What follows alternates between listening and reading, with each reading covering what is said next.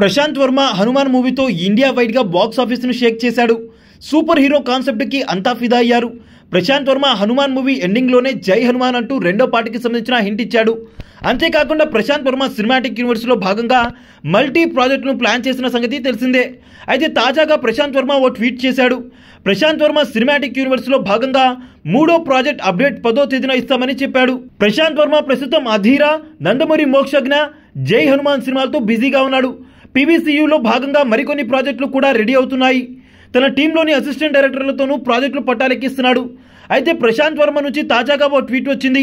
ఆ ట్వీట్లో జై హనుమాన్ అప్డేట్ రాబోతుందని ఉంది. దసరా స్పెషల్గా ఈ అప్డేట్ను వదలబోతున్నారు. పీవీసీయూలో మూడో ప్రాజెక్ట్ అని అందులో ఉంది. బ్యాక్గ్రౌండ్లో హనుమాన్ థీమ్ ఉంది. అంటే అది జై హనుమాన్ సినిమాకు సంబంధించిన అప్డేట్ అని అంతా ఫిక్స్ అయ్యారు. కానీ మూడో ప్రాజెక్ట్ అని ఉంది. రెండో ప్రాజెక్ట్ ఏంటి అనే చర్చలు జరుగుతున్నాయి. అధీరా మూవీని ఎప్పుడో ప్రకటించారు. మధ్యలో మోక్ష మూవీ వచ్చింది. మరి ఈ లెక్కన రెండో ప్రాజెక్ట్ ఏదై ఉంటుందని అంతా అనుకుంటున్నారు. దీనిపై క్లారిటీ రావాలంటే ఇంకొన్ని రోజులు ఆగాల్సిందే. హనుమాన్ బ్లాక్ బస్టర్ తర్వాత మళ్ళీ సంక్రాంతికి జై హనుమాన్ దించుతామని ప్రశాంత్ వర్మ గతంలో అయితే చెప్పారు. కానీ అది సాధ్యమయ్యేలా అయితే కనిపించడం లేదు. దసరాకి ప్రశాంత్ వర్మ ఎలాంటి అప్డేట్ ఇస్తాడో అని చూడాలి. మరి అసలు జై హనుమాన్ క్యాస్ట్ అండ్ క్రూ కూడా ఇంతవరకు ఎవరికీ తెలియదు. ఆంజనేయుడిగా ఎవరు కనిపిస్తారో అని అంతా ఆసక్తిగా ఎదురు చూస్తున్నారు.